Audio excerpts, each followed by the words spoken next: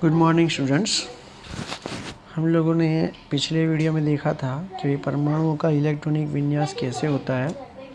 उसके लिए सबसे पहले आप लोगों को परमाणुओं को उनके परमाणु क्रमांक के अनुसार याद करना पड़ता है, जिसकी ट्रिक मैंने उस वीडियो में बताई थी। और मैंने इलेक्ट्रॉनिक विन्यास 11 तक करके जो है वो आप लोगों को बताया था। फिर मैंने कहा था कि हीलियम और नियॉन ये दोनों जो हैं वो निष्क्रिय गैसें हैं। ये निष्क्रिय गैसों को हम लोग उनकी पूरी इलेक्ट्रॉनिक रचना लिखने की जगह पर हीलियम और नियॉन जो हैं वो निष्क्रिय गैसें हैं। इसलिए अब आगे नियॉन के आगे जितने भी तत्वों की हम लोग इलेक्ट्रॉनिक विन्यास लिखेंगे, उसमें हम लोग नियॉन की पूरी इलेक्ट्रॉन रचना लिखने की जगह जो है सिर्फ़ और सिर्फ हम लोग नियॉन लिखेंगे। नियॉन को इस तरह से बड़े कोष्ठक में लिखा जाएगा और फिर हम लोग उसको ऐसा समझेंगे कि उसके 10 इलेक्ट्रॉन हो चुके हैं।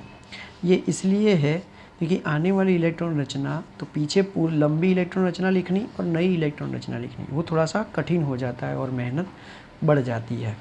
इसलिए जब भी नियॉन लिखा जाएगा, जैसे कि सोडियम तत्व 11 नंबर परमाणु क्रमांक, नियॉन लिखने पर 10 इलेक्ट्रॉन आ गए, 11 में से 10 इलेक्ट्रॉन आ गए, बचा 1 इलेक्ट्रॉन। तो नियॉन में कहाँ से 10 इलेक्ट्रॉन, कितने 10 इलेक्ट्रॉन आए, कैसे इलेक्ट्रॉन 10 इलेक्ट्रॉन आए? तो एस में 2 आ सकते हैं, उसके बाद एस में 2 आ सकते हैं, 2 और 2 4 हो सकते हैं। उसके बाद वाली कक्षक में पी है, ज़्यादा से ज़्यादा महत्तम उसमें जो है 6 इलेक्ट्रॉन आते हैं, इसलिए 4 और 2 6 हो गए। तो 4 और 6 जो है वो 10 हो जाते हैं और 10 के बाद जो 11वां इलेक्ट्रॉन होगा वो 3s में जाएगा। जब 3s में 2 आ जाएंगे फिर हम लोग 3p में जाएंगे। फिलहाल हम लोग आगे लिख रहे हैं 12वां नंबर का तत्व नाममगन। तो ये है मैग्नीशियम, 12 परमाणु क्रमांक है इसलिए 10 आ जाएगा। ये हो गया नियॉन, 10 इलेक्ट्रॉन आ गए। उसके बाद 3s 10 और 2 12। तो कैसे इलेक्ट्रॉन लिखे जाएंगे इसमें, 1 और 2। ठीक है, 13 में यहाँ से लिख रहा हूँ। 13 नाममगन आलसी। तो ये है एल्यूमिनियम। एल्यूमिनियम के लिए पहले हम लोग नियॉन लिख देंगे, जिससे 10 इलेक्ट्रॉन आ गए। 3s उसमें भी 2 इलेक्ट्रॉन आ गए, 10 और 2 12 हो गए। तो 3s के बाद कौन सी परमाणु कक्षक आएगी? तो 3s के बाद घुमाने पर पता चल रहा है कि 3p आएगी। तो 3s के बाद 3p कक्षक आएगी कि जिसमें 10 और 2 12, 12 और 1 13 इलेक्ट्रॉन हमको भरने हैं। तो इसको ऐसे बताएंगे, 1 और 2 p के लिए कितनी उप कक्षकें होती हैं? 3। उसमें कितने इलेक्ट्रॉन भरने हैं? 1। तो इस तरह से 1 भरा जाएगा। 14 नाममगन आलसी सिलिकॉन। नियॉन अर्थात 10 आ गया, 3s2 अर्थात 10 और 2 12 हो गए, और 3p 12 और 2 14 हो गए। तो यहाँ पे 2 इलेक्ट्रॉन मुझे भरने हैं, तो मैं कहाँ भरूँगा? यहाँ पे भरूँगा कि एक यहाँ पर भरूँगा कि युग्मीकरण करूँगा? नहीं, हमारा जो पावले का नियम है ये कहता है कि जब तक हम लोग सारे नहीं भर लेते हैं, मन में याद करो, जब तक हम लोग पूरा एक एक नहीं भर लेते तब तक उनका युग्मीकरण नहीं होता। आलसी PS नियॉन 10, 10 और 2 12, 12 और 3 15। 3 इलेक्ट्रॉन भरने हैं, 1 2 3। नियॉन 3s2 10 और 2 12, 16 करने के लिए, और यहाँ पे कितने भरने पड़ेंगे? 4 भरने हैं, 1 2 3, चौथा युग्मीकरण आएगा। PS क्लार्क का क्लोरीन,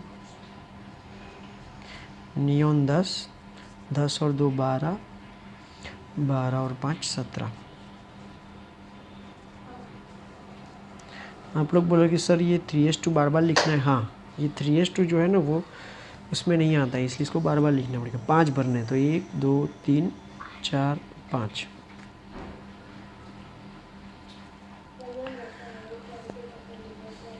चलो अब ये आया आर्गन,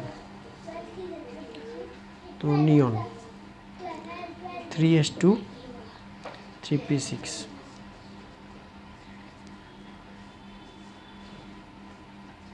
एक दो तीन चार पाँच छः। देखो अब ये कक्षक संपूर्ण रूप से भर चुकी है, और जितने भी ऐसे तत्व हैं जिसमें सारी कक्षकें संपूर्ण रूप से भर जाती है वो निष्क्रिय गैसें होती हैं, अर्थात ये आर्गोन भी निष्क्रिय गैस है। तो कितनी, 3 अभी तक कितनी जो है निष्क्रिय गैसें आई, 3, हीलियम, नियॉन और आर्गन। तो अब हम लोग क्या करेंगे कि अब जो 19वां तत्व है उसके लिए ये पूरा हम लोग लिखने की बजाय सिर्फ और सिर्फ आर्गन ही लिखेंगे। ठीक है, नाम मगन आलसी प्लियस क्लार्क, तो ये पोटेशियम है। ठीक है ना। अब 3p6 पूर्ण भर चुका है, 3p पूरी भर चुकी है, तब कौन सा जो है इसमें आएगा, 3p पूरी हो चुकी है तो 3p के बाद कौन सी आएगी, 4s, 4s के बाद कौन सी आएगी, 3d। तो पहले हम लोग कौन सी भरेंगे, 4s। आर्गन का मतलब कितने इलेक्ट्रॉन आ गए, 18, तो 19वां कहाँ आएगा, यहाँ। s के लिए कितनी उपकक्षक होती है, 1। 20 क्लार्क का कैल्शियम 20 नंबर। आर्गन, आर्गन मतलब 18 आ गए, तो 18 में 20 कितने होंगे, 2 करेंगे तो 2 ये हो गए। बोलो समझ में आ गया। तो ये हो गया यहाँ तक 20 तक का। Okay clear. चलो अब हम लोग 21वां चलते हैं, साइंटिफिक। Argon 18, 4s2 20। 4s के बाद कौन सी कक्षक आएगी, क्योंकि 4s भर चुकी है, 4s भर चुकी है तो अब घुमा के आएंगे 3d में। ठीक है, चलो 4s2 कंप्लीट भर चुकी है, क्योंकि s में कितने महत्तम इलेक्ट्रॉन आ सकते हैं, 2, तब d में आएंगे। आर्गन 18 और 2 20, 20 और ये 1 21। अच्छा d में कितनी उपकक्षकें हैं, ये d पहली बार आ रहा है, 5 होती हैं, 1 2 3 4 5, एक ही भरना है, तो ये एक भर दिया मैंने। ठीक है, चलो 22 scandium titanium scientific TV. Argon 18, 18 और 2 20, 20 और 2 22, और ये है 2, डी की 5 उपकक्षक है, 1 2 3 4 5, 2 भरनी है। कैसे भरेंगे, हुंड का नियम। ठीक है ना। तो हुंड का नियम क्या कहता है, हम लोग पूरा भरेंगे उसके बाद ही हम लोग युग्मीकरण कर सकते हैं, तब तक 2 इलेक्ट्रॉन नहीं लिख सकते। टीवी भाई, धीरे धीरे धीरे धीरे मनमा। 18, 18 और 2 20, 23 करने के लिए कितने, 3 है, तो 1 2 3 12 13 करो।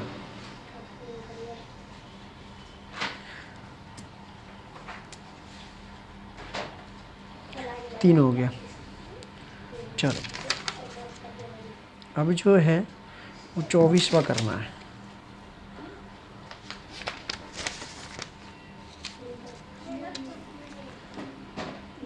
Scientific TV chromium 24।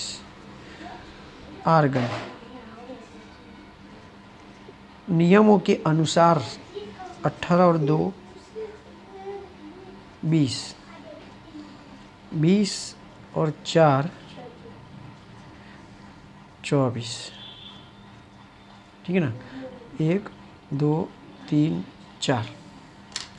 ठीक है, अब इस 24 नंबर के लिए मैं आप लोगों को क्रोमियम के लिए एक लास्ट जो नियम है ना, लास्ट टॉपिक है 2.6.6, वो यहाँ पे सिखाना पड़ेगा। तो वो है पूर्ण रूपेण पूरित एवं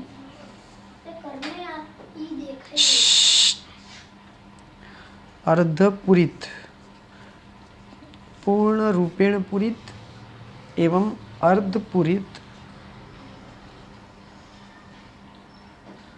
उपकोशों का स्थायित्व। यहाँ पे मुझे ये थियरी समझानी पड़ेगी। देखो, जब डी कक्षक होती है ना, तो डी कक्षकों की उपकोष ऐसे होती है 5।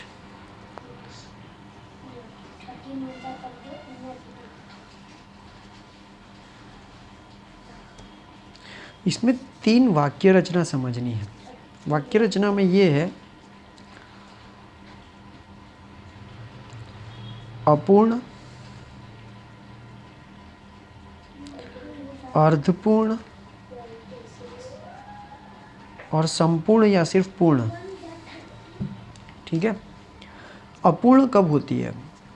जब वो 1 हो तब अपूर्ण होती है, 2 हो तब अपूर्ण होती है, 3 हो तब अपूर्ण होती है, 4 हो तब अपूर्ण होती है, 5 हो तब अर्धपूर्ण कही जाती है। क्योंकि ये जो डी होती है ना, समभ्रंश कक्षक, उसके पास 5 उपकोष है और इसमें महत्तम कितने इलेक्ट्रॉन भर सकते हैं? अगर 2 भरे तो महत्तम 10 आते हैं। तो डी में हम लोग कितने भर सकते हैं? 10। अभी यहाँ पर मैंने कितने लिखे? 5, अर्थात वो 10 के आधा हुआ, अर्थात इसे क्या कहा जाएगा? अर्धपूर्ण। तो 1 से लेकर 4 तक वो अपूर्ण था, तब जब 5 हुआ तो वो क्या हो गया? अर्धपूर्ण हो गया। अब जब छठा लिखते हैं तो क्या होगा? तो वो अपूर्ण होगा। 7वां अपूर्ण, 8वां अपूर्ण, 9वां अपूर्ण, और जैसे ही 10 भरेंगे ना तो वो क्या हो जाएगा? पूर्ण हो जाएगा। बोलो, समझ में आया मैं जो समझाना चाह रहा हूँ?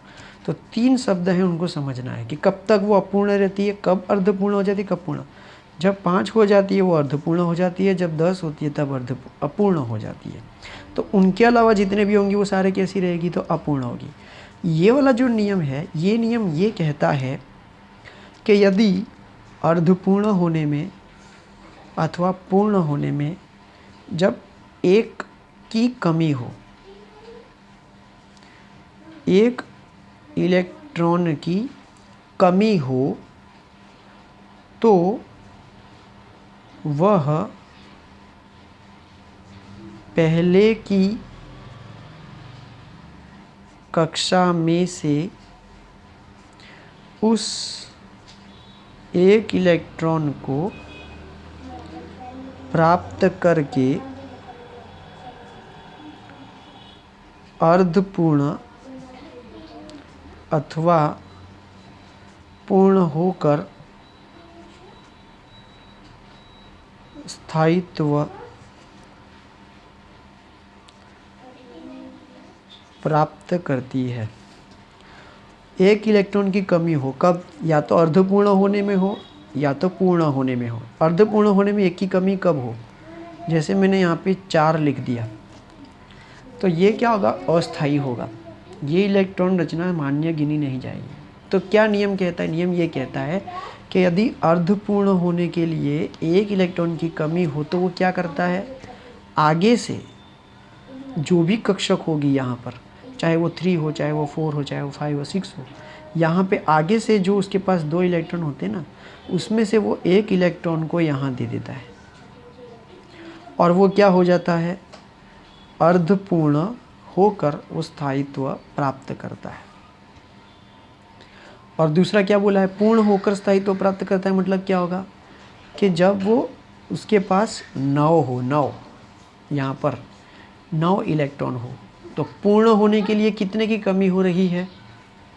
पूर्ण होने के लिए कितनी कम पड़ रहा है इलेक्ट्रॉन? 1 इलेक्ट्रॉन कम पड़ रहा है। तो वो 1 इलेक्ट्रॉन को क्या करेगा? आगे से प्राप्त करके 10 बन जाएगा, तो पूर्ण हो जाएगा।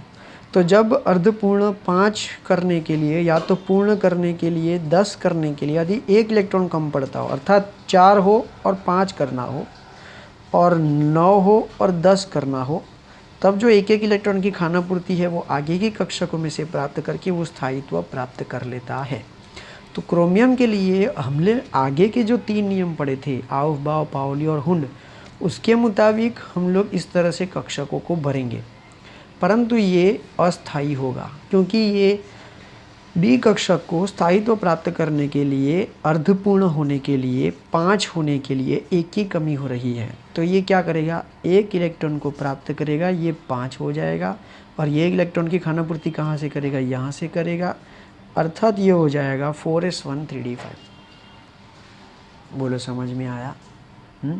तो पहले के 3 नियमों के अनुसार इस तरह से भर सकते हैं, लेकिन जब यदि डी कक्षकों में, कौन सी कक्षक, डी कक्षक में जब अर्धपूर्ण होने के लिए 1 की कमी हो और पूर्ण होने के लिए भी 1 की कमी हो, तब वहाँ पर हम लोग ये स्थायित्व का नियम लगाते हैं और एक इलेक्ट्रॉन को आगे के कक्षक में से उठाकर उसको अर्धपूर्ण या तो पूर्ण कर देते हैं।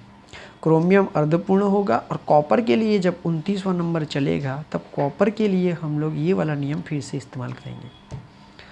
कब कब ये नियम इस्तेमाल होगा? जब डी कक्षक अर्धपूर्ण हो या पूर्ण हो, उसके लिए कितने इलेक्ट्रॉन की कमी होती हो? 1-1। जब 4 और 9 हो तब कितने कितने इलेक्ट्रॉन की ज़रूरत पड़ेगी? 1-1। ठीक है, तब ये नियम इस्तेमाल करेंगे। अब 25 में के लिए साइंटिफिक टीवी क्रोमा मैंगनीज 25। तब 25वें के लिए क्या होगा? तो नियमों के अनुसार ही हमको चलना है। 25 मतलब 18 हो गया, 4s2 18 और 2 20 हो गया, 20 और 5 25 हो गया। अब डी में कितनी उपकोष हैं? 5। कितने इलेक्ट्रॉन भरने हैं? 1 2 3 4 5। तो ये भी अर्धपूर्ण है, मतलब ये भी क्या है? स्थायी है। बोलो समझ में आया? 26 क्रोमा फे आयरन आर्गोन 18, 18 और 2 20, 20 और 6 26। 6 भरने हैं, 1 2 3 4 5, छठा यहाँ आएगा। 27 क्रोमा फेको कोबाल्ट आयरन 18 और 2 20, 20 और 7 27, यहाँ 2 आएगा। 7 भरने, 1 2 3 4 5 6 और 7। अब 28 आया। माफेकोनी निकल साइंटिफिक टीवी क्रोमा फेकोनी 28 निकल।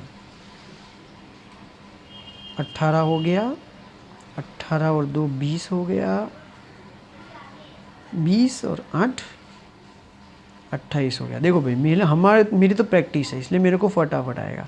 आपको थोड़ा स्लो करोगे तो एक दिन फटाफट आ जाएगा। 1 2 3 4 5 6 7 8 हो गया। अब 29वां आया। 29वें में हमको ध्यान रखना है। साइंटिफिक टीवी क्रोमा फेकोनिको कॉपर। नियमों के अनुसार देखना मैं क्या कर रहा हूँ। 18 और 2 20, 18 और 2 20, 20 और 9 29, 1 2 3 4 5 6 7 8 9। अब जो है ना, इस डी कक्षा को संपूर्ण भरने के लिए, पूर्ण भरने के लिए, 10 होने के लिए कितनी कमी है, कितने इलेक्ट्रॉन की कमी है? तो 1 इलेक्ट्रॉन की कमी है, क्योंकि यहाँ पर 9 है। तो यहाँ पर हमारा स्थायित्व का नियम क्या कहता है कि ये ऑटोमेटिक जो है वो 10 कर देगा। कैसे? वो यहाँ से 1 इलेक्ट्रॉन को लाएगा, यहाँ पर 1 हो जाएगा, यहाँ पे 1 हो जाएगा, और ये वाला जो इलेक्ट्रॉन है वो यहाँ आकर वो 10 हो जाएगा। अर्थात इलेक्ट्रॉन रचना हमको मिलेगी आर्गॉन 4s1 3d10। ओके, तो कहाँ पर नियमों में फेरफार करना पड़ता है? जब वो 4 हो तो 5 करने के लिए, और 9 हो तो 10 करने के लिए। यहाँ पे हम लोगों ने क्या किया था? 4 था तो 5 किया, और 9 था तो 10 किया। कब? जब वो अर्धपूर्ण होने के लिए 1 की कमी हो या पूर्ण होने के लिए 1 की कमी हो। अब 30वां फेकोनिकोजी जिंक 30। जो मैंने હું પૂછ્યું ને તમને ના આવડે ને તો હું 3 વાર લખવા આપીશ। 18 और 2 20, 20 और 10 30, 2 10 बने, 1 2 3 4 5 6 7 8 9 और ये 10। तो इस तरह से हम लोगों को चाहे कितने भी परमाणु कक्षक इलेक्ट्रॉन दे, परमाणु क्रमांक वाला कोई भी परमाणु दे, उसकी कक्षा को हम लोग ये सारे नियमों को फॉलो करते हुए हम लोग इलेक्ट्रॉन रचना लिख सकते हैं। एग्ज़ाम में ज़्यादातर क्रोमियम और कॉपर पूछा जाता है, क्योंकि बच्चे क्या करते हैं, पहले के 3 नियमों के अनुसार सही कर देते हैं, लेकिन उनको चौथा नियम स्थायित्व को वो भूल जाते हैं। इसलिए जो यहाँ पे गलती सुधारनी होती है उसको नहीं सुधारते हैं, फिर उनके मार्क जो हैं वो चले जाते हैं, उनके मार्क उनको मिलते नहीं हैं। इसलिए ध्यान रहे कि ये चार नियम आउफबाउ, पाउली और हुंड, और उसका चौथा नियम जो है वो स्थायित्व वाला, कि जब वो पूरित हो या अर्धपूरित हो तब वो एक इलेक्ट्रॉन को पहले की कक्षा में से प्राप्त करके उसको जो है वो कर देता है, या तो अर्धपूर्ण कर देता है या तो पूर्ण करने की कोशिश कर लेता है। तो इस तरह से इलेक्ट्रॉन रचना यहाँ पर पूर्ण होती है। 30 तक मैंने चला दी है। आप लोगों को उसी तरह से ही कभी भी रास्ते में कोई पूछे कि बेटा तू साइंस में पढ़ता है तो बता 24वें नंबर का या तो 25वें नंबर का तत्व कौन सा है और इलेक्ट्रॉन रचना कौन सी है, तो फटाफट आना चाहिए कि 25 या 26 या कोई भी हो तो पहले 18 आ जाएगा, उसके बाद 4s2 होगा, इससे 20 हो जाएगा, और 25 करना हो तो 3d5 करेंगे तो वो 25 हो जाएगा। ठीक है, तो इस तरह से आपको जो है वो याद होना चाहिए। ये चैप्टर यहाँ पर पूरा होता है। अब हम लोग जो है वो थर्ड चैप्टर जो है मैं आप लोगों को चलाने के लिए जा रहा हूँ। उसके लिए मैं दूसरा जो है वो नियम जो है वो दूसरा जो है वीडियो मैं आप लोगों के लिए बनाऊँगा। ठीक है।